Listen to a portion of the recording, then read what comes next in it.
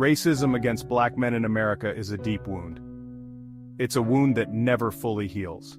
It leaves scars, visible and invisible. These scars tell a story. They speak of generations of pain, of injustice, of lives cut short. To understand Black America's plight, we must first acknowledge these scars. We must listen to the stories they tell. This isn't just history, it's the present. Black men today still face discrimination. They face it in the workplace, in the justice system, on the streets. The fight for equality is far from over.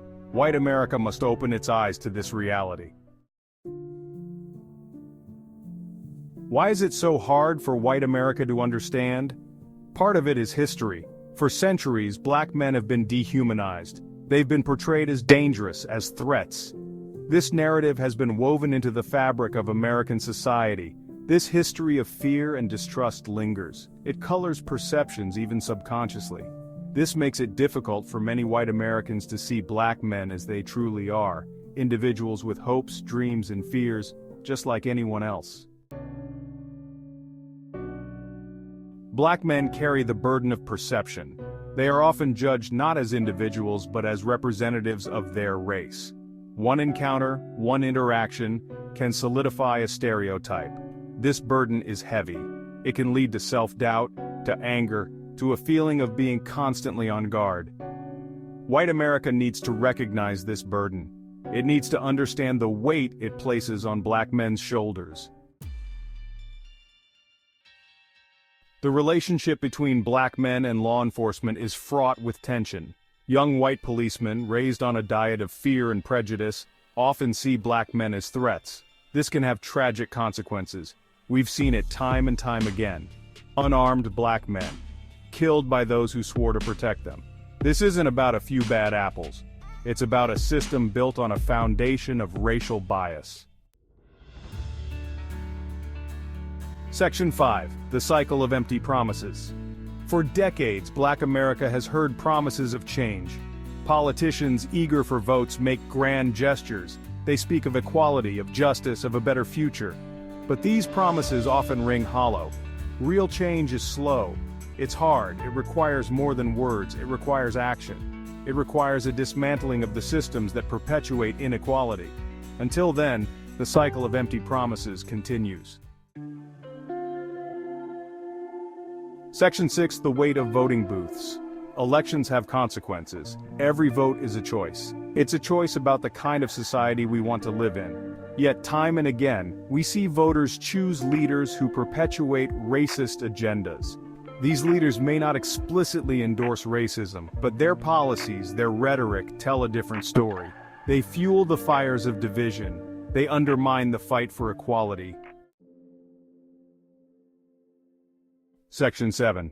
A shared struggle for equality. Some argue that white America can't get over racism because black America can't.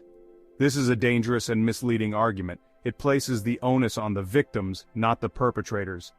Black America has never stopped fighting for equality, but it's a fight that requires all Americans. It's a shared struggle. White America must acknowledge its role in this struggle. It must choose to be an ally, not a bystander. Section 8. The Legacy of Silence. Silence is complicity. When we stay silent in the face of injustice, we become part of the problem. For too long, white America has remained silent on the issue of racism. This silence speaks volumes. It tells black America that their pain doesn't matter. It tells the world that we're okay with the status quo. Breaking this silence is the first step towards healing. Section 9. Breaking down walls of indifference. Indifference is a powerful weapon. It allows racism to flourish. It allows inequality to persist. When we turn a blind eye to the struggles of others, we build walls of indifference. These walls are built on privilege. They are built on a lack of understanding. They are built on fear. To truly understand Black America's plight, we must tear down these walls. We must replace indifference with empathy.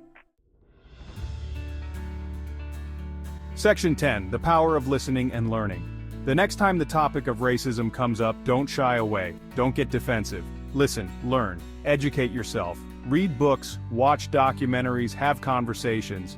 Understanding starts with listening. It starts with acknowledging that there are different experiences, different perspectives. It starts with being open to learning from those who have been marginalized. Section 11.